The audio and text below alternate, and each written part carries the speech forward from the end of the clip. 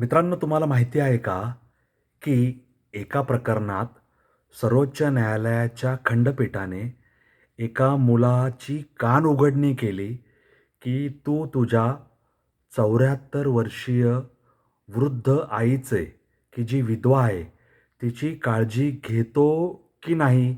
अन्यथा आम्ही तुझ्या आईने तुझ्या नावे सर्व संपत्ती करण्याबद्दल जे गिफ्ट डीड केलं आहे, ते रद्द करू, असा सज्जड दम या सर्वोच्च न्यायालयाच्या खंडपीठाने एका मुलाला दिलेला आहे. कारण काय? तर ह्या मुलाने आपल्या 74 वर्षीय विधवा आईला तिच्यावर बहिष्कार टाकला होता. तिला टाकून दिलेलं होतं किंवा तिला घराबाहेर काढलेलं होतं आणि जेव्हा खालच्या कोर्टामध्ये आई किंवा आईच्या वतीने ज्या लोकांनी न्याय मागितला असेल, त्या न्याय मागण्याच्या प्रकरणात ह्या मुलाविरुद्ध सगळ्या न्यायालयांनी निकाल दिला आणि समजा खालचं न्यायालय सत्र न्यायालय असेल, तर सत्र न्यायालयात सुद्धा त्या मुलाच्या आईच्या बाजूनेच निकाल झाला. त्याच्यानंतर याने उच्च न्यायालयात याचिका दाखल केली. उच्च न्यायालयाने सुद्धा त्याला खडसावलं आणि आईने तुझ्या बाजूने जे गिफ्ट डीड करून सगळी संपत्ती तुला दिलेली आहे, ते गिफ्ट डीड आम्ही रद्द करू, असं सुद्धा हायकोर्टाने म्हणजे उच्च न्यायालयाने सांगितलं. तरीही हा मुलगा गप्प बसला नाही. त्याने सर्वोच्च न्यायालयात अपील केलं आणि सर्वोच्च न्यायालयाने सुद्धा उच्च न्यायालयाने दिलेला निकाल कायम ठेवला आणि त्याची कानउघाडणी केली. त्याला तंबी दिली, की तू तुझ्या 74 वर्षीय विधवा आईची, जी वृद्ध आहे, तिची काळजी घेतोस का नाही? अन्यथा तिने जी सगळी संपत्ती तुझ्या नावे गिफ्ट डीडद्वारे केलेली आहे, ते गिफ्ट डीडच आम्ही रद्द करू आणि आईच्या ताब्यात सगळी संपत्ती देऊ. मित्रांनो, काळ किती कठीण आला बघा. म्हणजे आपण जे म्हणतो, की आत्ताच्या काळात कोणी कोणाचं राहिलेलं नाही, अशा प्रकारचा हा जो भयानक असा कालखंड आपण सगळे अनुभवतो आहोत, तो खरोखर मनाला यातना देणारा आहे, वेदना देणारा आहे, की ज्या आईने आपल्या मुलाला जन्म दिला, लहानाचं मोठं केलं, लहानाचं मोठं केल्यानंतर तो मुलगा स्वतःच्या पायावर उभा राहिला. कालांतराने त्या मुलाचे वडील वारले, आई विधवा झाली आणि आई वृद्ध आहे आणि आईने विश्वासाने आपल्या पतीने दिलेली सगळी संपत्ती किंवा पतीने कमावलेली सगळी संपत्ती आपल्या मुलाच्या स्वाधीन केली गिफ्ट डीडद्वारे, जेणेकरून आपला मुलगा त्याचं पुढचं आयुष्य त्या सगळ्या संपत्तीच्या माध्यमातून सुखात जगेल आणि आपल्यालाही सांभाळेल, अशी वेडी आशा त्या आईला वाटली आणि मुलाने तर उलटंच केलं. मुलाने सगळी संपत्ती ताब्यात आल्यानंतर आपल्या आईलाच घराबाहेर काढलं आणि नाईलाजास्तव आईला न्यायालयाचे दरवाजे ठोठावावे लागले, की जेणेकरून ज्येष्ठांच्या संपत्तीचं, आरोग्याचं, ज्येष्ठांच्या जीवाचं संरक्षण करणारे जे कायदे आहेत, त्या कायद्याअंतर्गत आईला न्यायालयाची पायरी चढावी लागली.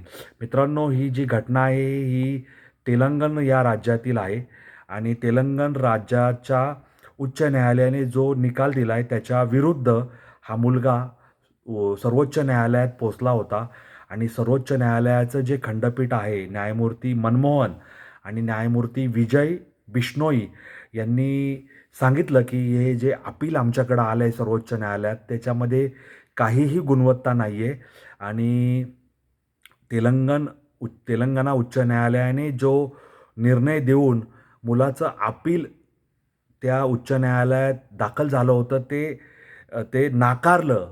ते नाकारून ते डिसमिस केलं. त्यामुळे रिजेक्ट केलं. त्यामुळे आम्ही त्या अपिलाविरुद्ध जे अपील इथं आलं आहे सर्वोच्च न्यायालयामध्ये, त्यामध्ये दखल देणार नाही आणि त्यांनी मुलाची कानउघडणी केली, की तू आपल्या आईची काळजी घे, अन्यथा आम्ही ते गिफ्ट डीड रद्द करायचं सुद्धा आदेश देऊ शकतो.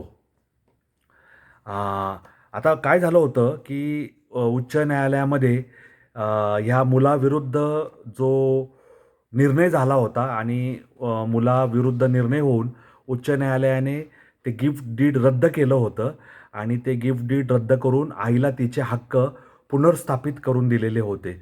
त्यामुळे रागाच्या भरात त्या मुलाने सर्वोच्च न्यायालयात अपील करून ते गिफ्ट डीड आहे तसं स्वतःच्या नावावर पुन्हा करून मिळावं अशी याचिका दाखल केली होती आणि ती याचिका सर्वोच्च न्यायालयाने फेटाळून लावली आणि ती रिजेक्ट केली आणि त्याच्यामध्ये सर्वोच्च न्यायालयाने काही गोष्टींचं निरीक्षण नोंदवलं.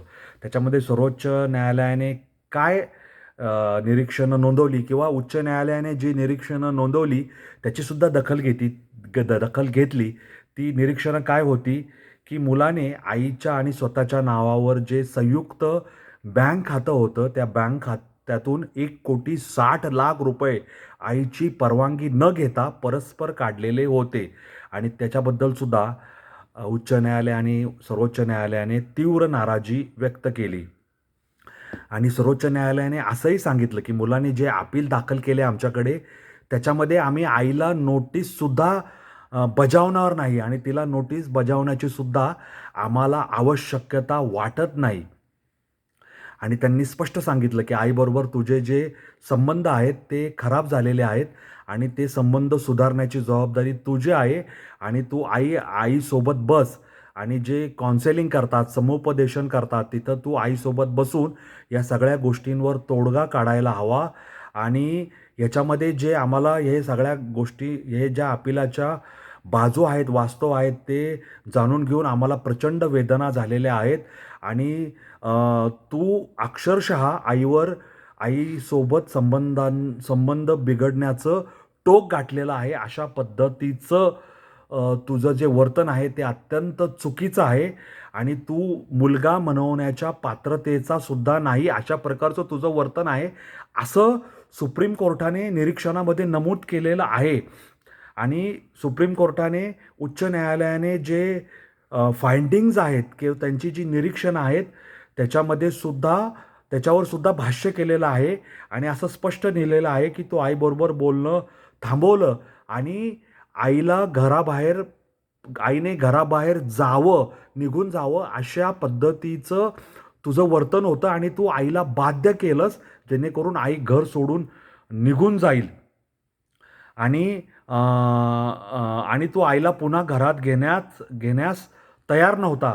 त्यामुळे सर्वोच्च न्यायालय म्हणलं, की तुझं वर्तन बघ, तुझं हे अत्यंत म्हणजे मुलगा मनवण्यास पात्र ठरणार नाही अशा पद्धतीचं घाणेरडं आणि दया न दाखवण्या लायकीचं तुझं वर्तन आहे आणि तू सगळी संपत्ती आपल्या ताब्यात घेतली आणि आईला अबंडन केलंस, म्हणजे आईला सोडून दिलेलं आहे आणि तू तिला घरात घेत नाही आणि हे अत्यंत वर्तन आम्हाला दुःख देणारं, वेदना देणारं आहे आणि तू स्वतःच तुझं आत्मपरीक्षण कर, असं न्यायालयाने त्याला सांगितलेलं आहे. आणि न्यायालयाने असं स्पष्ट नमूद केलं, की हे अत्यंत डिफिकल्ट आहे, आम्हाला हे अत्यंत वेदनादायी वाटतंय, आम्हाला हे आमच्या हृदयाला पटत नाही, की आम्ही आईला नोटीस बजावावी, की आईने येऊन सुप्रीम कोर्टात आपली बाजू मांडावी. त्यामुळे आम्ही आईला नोटीस इश्यू करणार नाही आणि आणि तुझं जे वर्तन आहे ते जस्टिफाय नाही, ते स्वीकारलं जाणार नाही, ते अस्वीकार्य आहे असं न्यायालयाने नमूद केलेलं आहे आणि न्यायालयाने त्याला कुठल्याही प्रकारचा दिलासा दिलेला नाही आणि त्याला सांगितलेलं आहे, की तू जर आईची काळजी घेतली नाहीस, तुझे संबंध सुधारले नाहीस, तर तेलंगणा उच्च न्यायालयाने तुझ्या नावाई जे गिफ्ट डीड झालंय, सगळी संपत्ती तुझ्या ताब्यात देण्याचं, ते रद्द करायचा निर्णय उच्च न्यायालय तेलंगणाने दिलेला आहे. तो निर्णय आम्ही कायम ठेवू आणि तुझ्या बाजूने जे आईने सगळी संपत्ती केलेली आहे गिफ्ट डीडद्वारे, ते गिफ्ट डीडच आम्ही रद्द करून टाकू.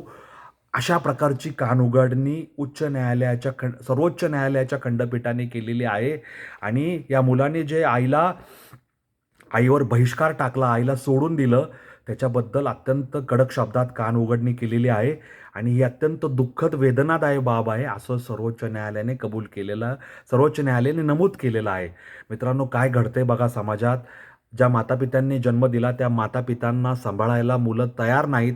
आता हा मुलगा असं वागतोय, त्याला त्याच्या बायकोची फूस आहे का किंवा त्याच्या बायकोच्या आईवडिलांची, सासरच्या लोकांची फूस आहे का? बायकोने आपल्या त्याच्या बायकोने आपल्या सासूला म्हणजे त्याच्या आईला घराबाहेर काढलं आहे का, बायको त्याचे कान भरत आहे का, हे सगळं तपासून पाहावं लागेल. पण मुलाने कुणाच्याही कान भरण्याने स्वतःवर प्रभाव त्याचा पडू देऊ नये. आपल्या बुद्धी आणि मस्तिष्काला जे चांगलं वाटेल ते करावं. बायकोनी सांगितलं म्हणून आईला घराबाहेर काढण्यात काहीही अर्थ नाही. ती जन्मदात्री आहे. तिच्यामुळे आपण जग पाहिलेलं आहे. त्यामुळे कृतज्ञता म्हणून, आईबद्दलची भावना म्हणून या वृद्धापकाळात या आपल्या विधवा आईची काळजी घेणे त्याची जबाबदारी आहे, हे त्याला समजायला हवं. बायकोच्या सांगण्यात, बायकोच्या कान भरण्यात वाहवत न जाऊन पुत्र म्हणून आपली जबाबदारी पार पाडायला हवी, असं मला वाटतं. तुम्हाला काय वाटतं? तुम्ही मला कॉमेंट बॉक्समध्ये लिहून जरूर कळवा. सुप्रीम कोर्टाने त्याचे कान टोचले, त्याच्याबद्दलही तुम्हाला काय वाटतं मला जरूर सांगा. आणि असे या प्रकारचे व्हिडिओ लाईक करा, शेअर करा. माझा चॅनल सबस्क्राईब करा. माझे रील लाईक, शेअर करा. मला फॉलो करायला विसरू नका. अनवट वाटेवर चालत जाणारा मी एक वाटसरू वारकरी आहे. या वाटेवर तुम्ही माझ्यासोबत आलात तर असंच काही वेगळं, काहीतरी चांगलं, समाजात काय घडतंय, समाजाचं वास्तव काय आहे, कडू, गोड, तुरट, आंबट, खारट सगळ्या प्रकारच्या भावना समाजात घडत असतात. त्याचं दर्शन घडवण्याचं काम मी तुम्हाला नित्यनेमाने करून देत असतो. फक्त तुम्ही माझ्यावर विश्वास ठेवून अनवट वाटेवर माझ्यासोबत चालायला सुरुवात करायला हवी, अशी माझी तुम्हाला विनंती आहे. तुमचे आप्तजन, स्नेहीजन, नातेवाईक, मित्रपरिवार सगळ्यांना माझे रील फॉलो आणि शेअर करायला सांगा. सगळ्यांना माझे व्हिडिओ फॉलो आणि शेअर करायला सांगा. माझा चॅनल सबस्क्राईब करायला सांगा. मला फॉलो करायला सांगा. एवढीच माझी तुम्हाला विनंती आहे. या नोटवर तुम्हा सगळ्यांची रजा घेतो. धन्यवाद. जय हिंद, जय महाराष्ट्र, वंदे मातरम, जय श्रीराम, जय जगन्नाथ, जय सनातन.